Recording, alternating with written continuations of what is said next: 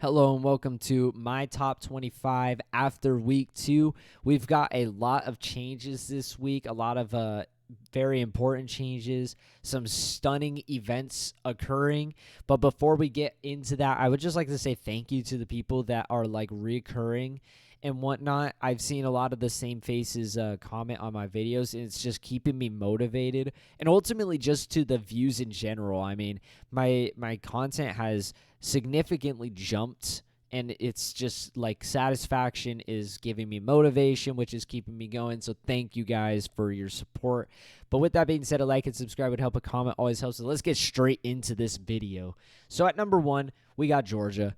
Georgia, they were yet to put up points in the first quarter, but then they dropped 31 in the second. So honestly, now I look at this Georgia team just give them a top 25 team.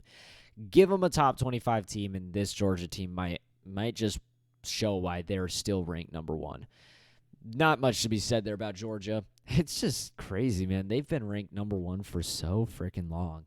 Number 2, Michigan. J.J. McCarthy was almost perfect. You know, it's like I want to put this team down for scoring 35 points against UNLV. But, I mean, in the end, they're missing Jim Harbaugh. They are looking so solid offensively and whatnot until they put in the second strings. I feel like they're just not dominating, but they can dominate. They're just laying off early. I feel like that's what they're doing. Simply said, this is a very solid team. Very, very, very good team. Number 3, we've got FSU. I was honestly thinking about this, kind of the reason entirely why I'm making this video.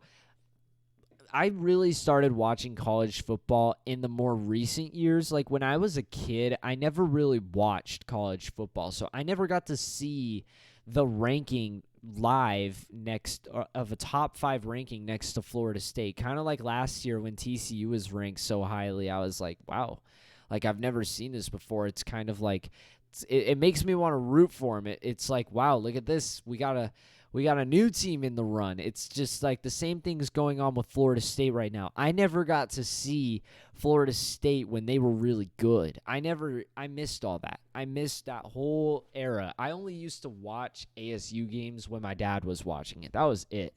So this is just a new face to me, and I'm all for it. This team is dominant. I mean, Jordan Travis, that LSU game, he was just crazy. They dropped 66 on Southern Miss. Florida State, I was thinking, well, obviously Texas, they should go up to number 3, but then I was like, well, should I really put them over Florida State, who looks so dominant? No, I shouldn't. Florida State deserves this. They're literally at a straight shot to the ACC championship. Obviously, with what's going on with Clemson, new competitor Miami steps into the ring. They could be a tough one. But, North Carolina just took it into overtime with App State, which is not a good look on any end. So, yeah, Florida State, man, they've got a clear shot with Miami potentially, edging into that clear shot right now. I feel like Miami poses probably the biggest threat because I don't think Florida State and North Carolina meet in the regular season. They'd have to meet in the championship, but Florida State and Miami do. Number 4, obviously, we got the Longhorns. So right now, I'm perfect with the actual AP Top 25. Texas, obviously, biggest upset for them in a long time. They travel into Tuscaloosa. I was stunned when I was watching this game. I was like, oh my God, there is so many fans there. That is the biggest college football game I've ever seen. There's so many people there. And Texas got her done. It was a pretty back and forth game until the fourth quarter. Texas finally just pulled away and kept themselves out of range. Ultimately, it was, if anything, it was just Texas that was beating themselves. Quinn Ewers was fantastic, and Jalen Milroe threw 2 interceptions. Texas just looked like the more solid team, and they could have probably put more points down. Put this at Texas, though, and I think Texas dominates, absolutely slaughters. They definitely probably had some nerves in that first half. going into that stadium. That place was crazy. But they stay composed, and they take a big win over Tuscaloosa, Alabama. I was not expecting it at all. If you watch my predictions video, I was the exact opposite of what happened. I thought Bama was underrated. I was wrong. I was wrong. Number 5, I've got Penn State. So in the AP poll, they've got Ohio State over Penn State. And I'm like, how are they doing that, man? Like, has Penn State not just looked more dominant? Ohio State struggled with Indiana, and then they beat Youngstown State by 28. Whereas Penn State kicked the crap out of West Virginia and then dropped a 56-point game on Delaware. I mean, I'm not going to give them hype for that, but that's better than 35 against Youngstown State. Penn State ultimately has just been, I feel like, performing better than Ohio State. I feel like Drew Aller looks solid. Nick Singleton looks solid. Penn State's defense looks solid. What's that guy? What's the receiver on Penn State? What's his name? Come on, think of it. Think of it. K. Lambert Smith. He looks great. Yeah, it's just like, why are they not putting Penn State over Ohio State? Who knows? But personally, I got Penn State here. If you know the AP poll, you know there's another team in the talk. But I think Penn State actually stands a better chance at the Big Ten championship and possibly the college football playoff contender than Michigan does. Because if you look at the schedule down the road, I mean, obviously you got Michigan versus Ohio State, which is always a big one and a big decider in the Big Ten championship. But Michigan has to play at Penn State this year. Huge game changer. That could push it in Penn State's favor. If it was at the Big House, I'd probably say Michigan takes that. But you're in Penn State.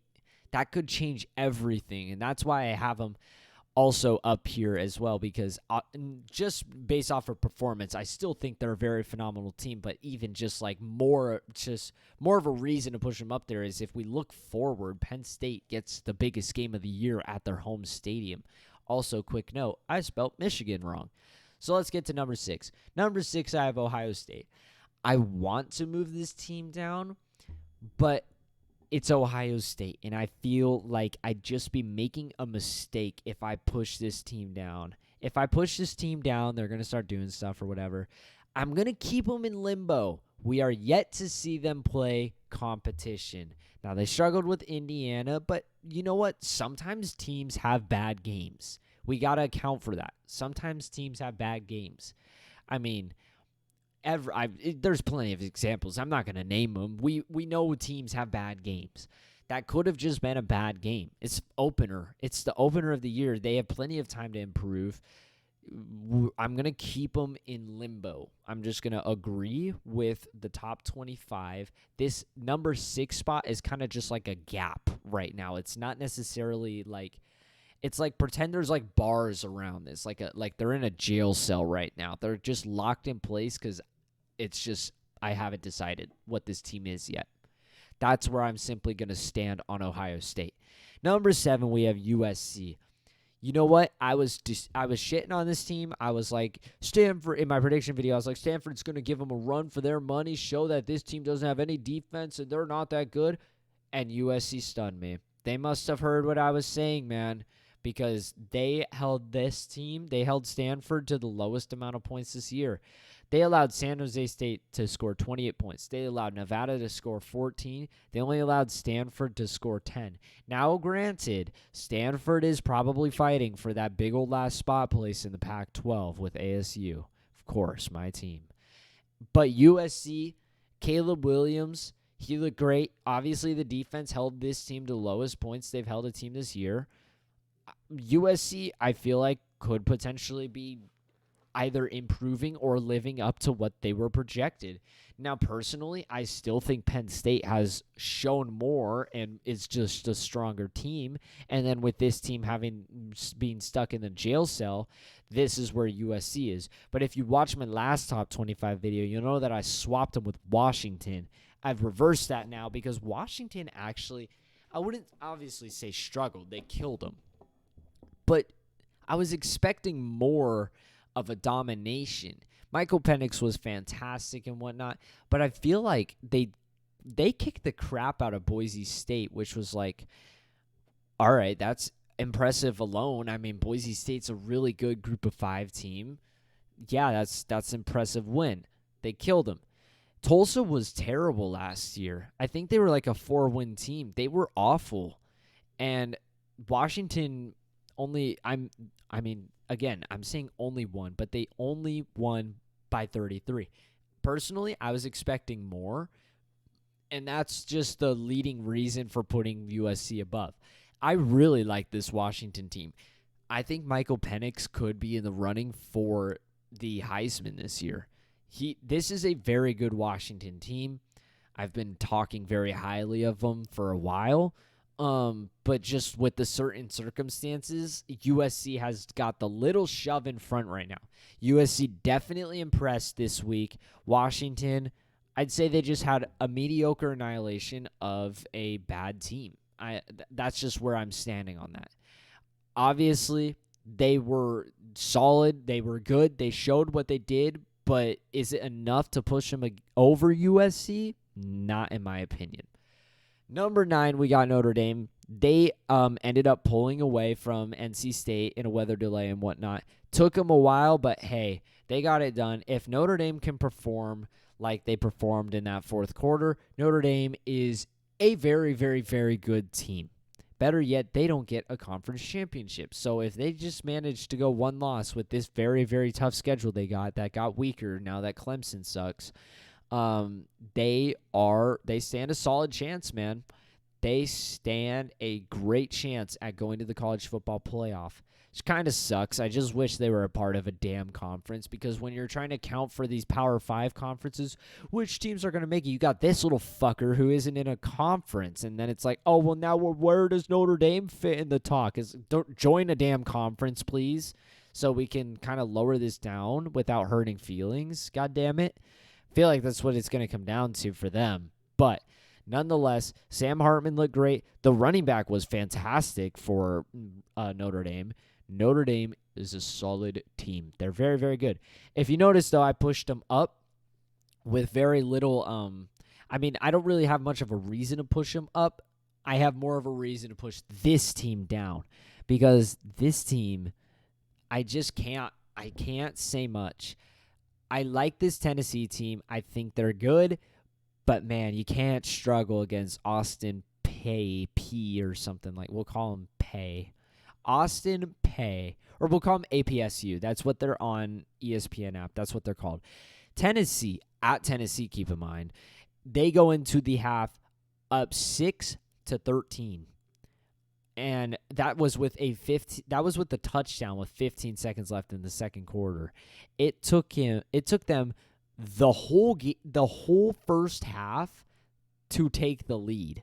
From that point on, the third quarter was theirs. They scored 10. But then APSU scores a touchdown, and then they seal the game away with 8 minutes left and a touchdown to make the final score 30-13. Just personally, I mean, man, it makes sense if you're playing somebody in like FBS. Dude, APSU is like, I think they might be FCS, man. I don't even think they're freaking FBS. Like, no idea who these people are. You can't struggle at home against a team like that. App State makes sense because they're the upset kings. Other, like, certain teams make sense. APSU doesn't. So it's just like a temporary movement down. They have room to improve, room to impress, but it's just, again, I'm going to say it again. You can't struggle against APSU. It's not a good look. And they just, performance-wise, is what the AP poll should be based off of. They did not perform, but simply. All right, now over here, we get Alabama at number 11. I would like to put Alabama above Tennessee, but ultimately, it's just kind of difficult now that this team has a loss, right? Like, it's like Alabama didn't perform either. I mean, they had a couple good moments in the game. They kept the game close, but like I feel like there's multiple factors that could help them out there.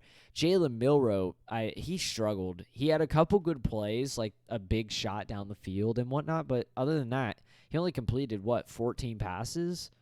Like, of his 27? Just Alabama, they were good on the defense, I guess. I mean, 34 points is a lot to let up, but it's just, again, it's like a weird little situation we got going on. Texas is a very good team. Alabama didn't perform their bestest against Texas, but that could be because Texas is simply just a much better team than them. This team could still very well be a top 8 team, and Texas could be like the best team in the country for all we know. But based off performance, they did not perform well enough to win, so they should fall. And Tennessee ended up not losing. There's no reason to punish Tennessee as much as I already did, right? Number 12, Oregon. This team struggled greatly against Texas Tech, but I feel like half the world expected this. The loss against Wyoming for Texas Tech was just like earth-shattering, especially for me. I was super high on Texas Tech. I thought they were a really good team. I was pissed off that they got kicked out of the AP poll preseason rankings. But they ended up losing to Wyoming, which shook the earth. And then all of a sudden, Oregon was being favored and whatnot. Texas Tech, I was like, this is an upset brewing. Texas Tech just lost. This is an upset brewing. I feel like the world should have been ready for Texas Tech to perform and Oregon to struggle, especially with them going into a game that probably a lot of Texas Tech fans prepared for. And, I mean, still, Oregon ends up walking out with the victory. I think that's still a really good victory for Oregon. I didn't even think they were going to win the game in the offseason. I thought Texas Tech would take it, but they win. They go in there and win, yes, because of a pick six, but, hey, they got it done. I feel like that is just an impressive win. They performed. Bo Nix was great. Bo Nix was fantastic. I don't know what the situation is with their run game, though. I don't know if Bucky Irving got hurt or something because Bo Nix leads in the rushing category. 9 carries, 46 yards. Bo Nix through the air was 32 for 44, 359s, and 2 touchdowns. He played great. He was perfect. He was like really, really, really good. The offense, to say the least. What really was I was expecting, I was like, Texas Tech's rush defense sucked against Wyoming. Bucky Irving is a dog, to say the least. Oregon should just be able to run the ball like crazy, but I didn't see that. So either Bucky Irving is hurt and got kicked out of the game, or Texas Tech locked up on rushing, which I could doubt. I think Bucky Irving probably got hurt. Correct me if I'm wrong. Number 13, I got Kansas State. Kansas State dominated Troy, which I think that was a pretty solid victory. I think that's a solid, respectable victory for Kansas State. Nothing to be said other than they performed. They beat a team that was in the top 25 last year. They performed. Number 14, LSU. LSU beyond performed against Grambling. I mean, they dropped 70+. They took care of business. They shouldn't be moved nor dropped. I also put Kansas State above them. I put Kansas State above them because LSU does have that loss, which kind of is just like you can't push LSU up anymore.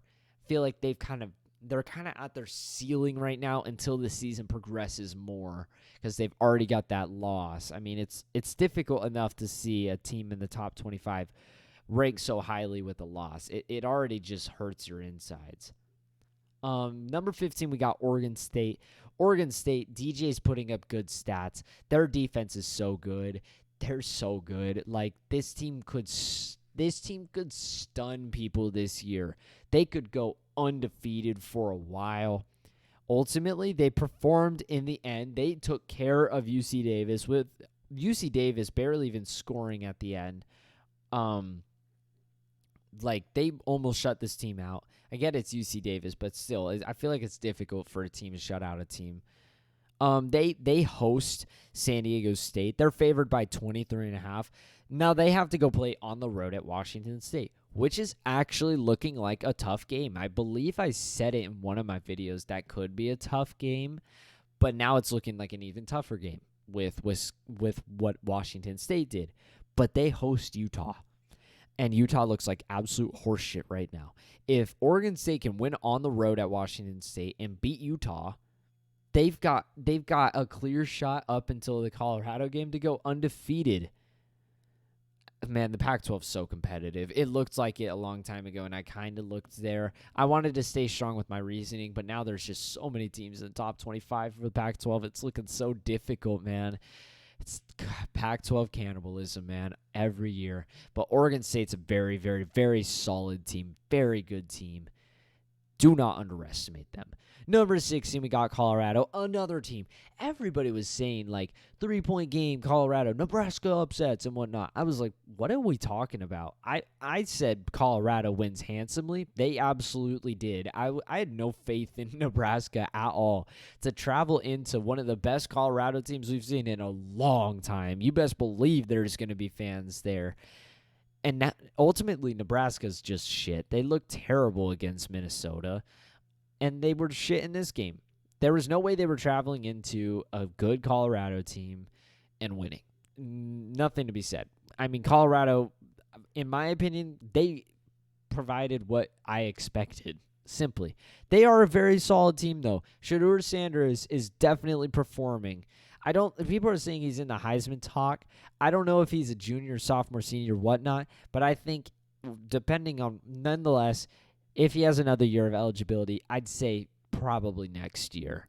Maybe not this year. It's still their first year here as a new team and whatnot. They've got next year will be their year. I could still be sleeping on them, but it's just difficult.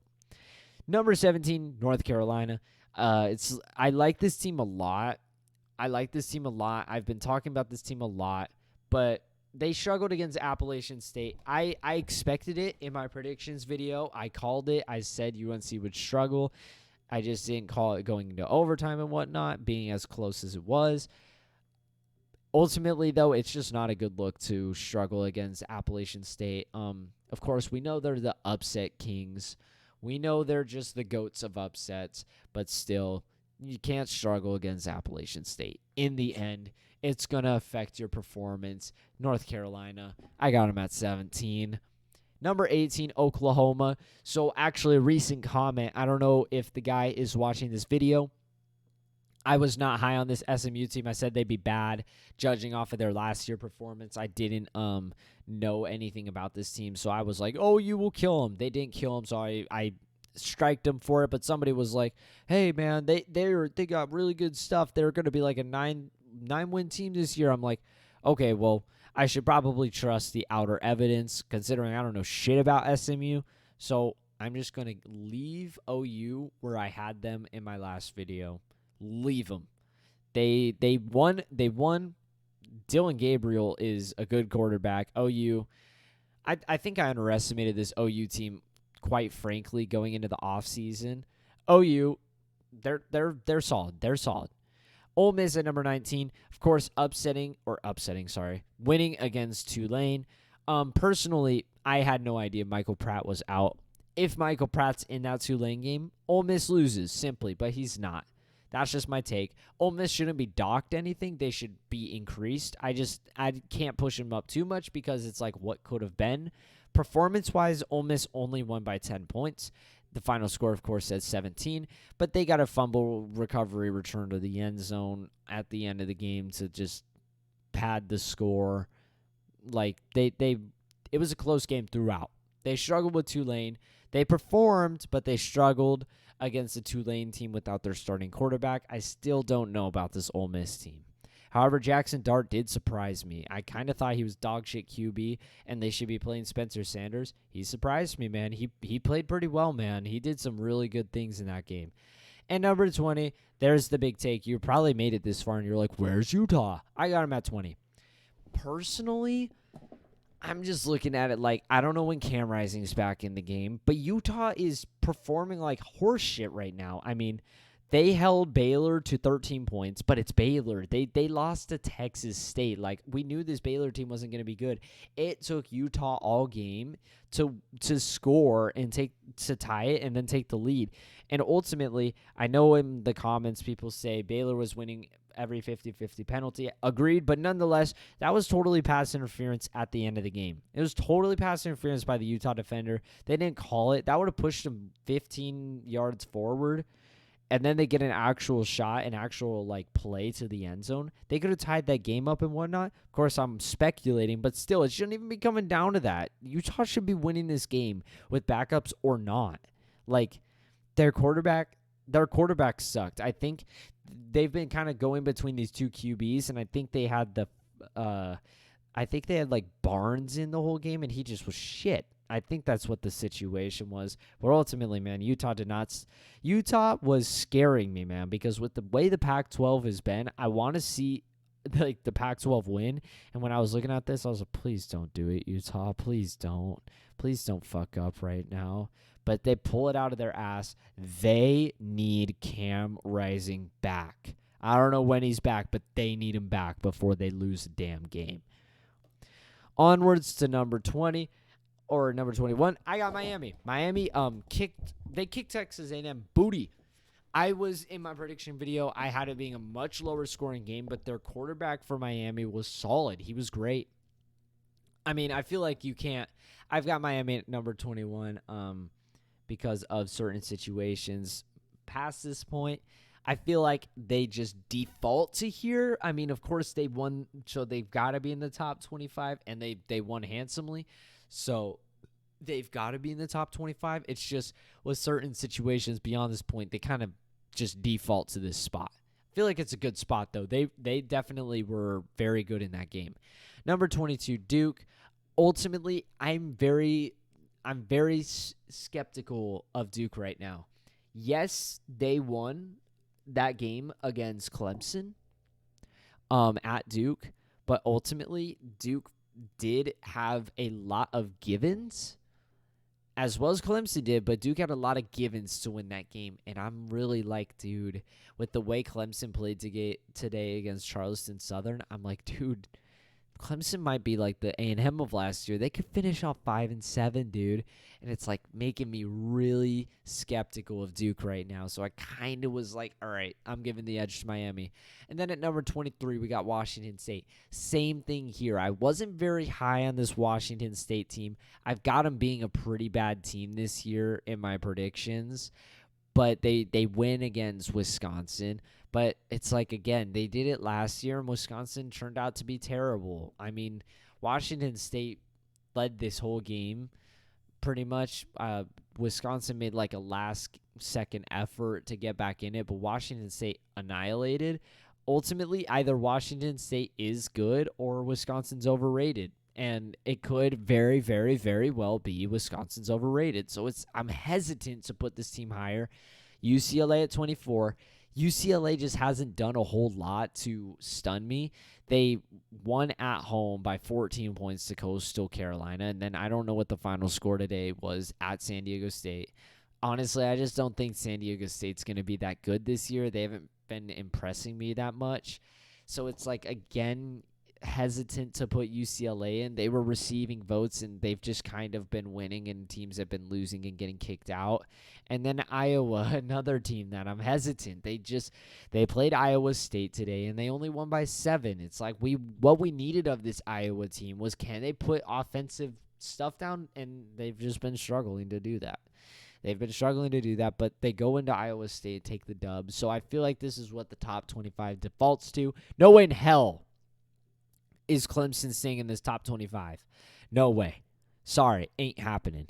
They went into the half up 24-17 against Charleston Southern, and then I feel like in some world they ran up the score because they struggled against that team, man. And it's all right, Clemson, you guys are so shit right now.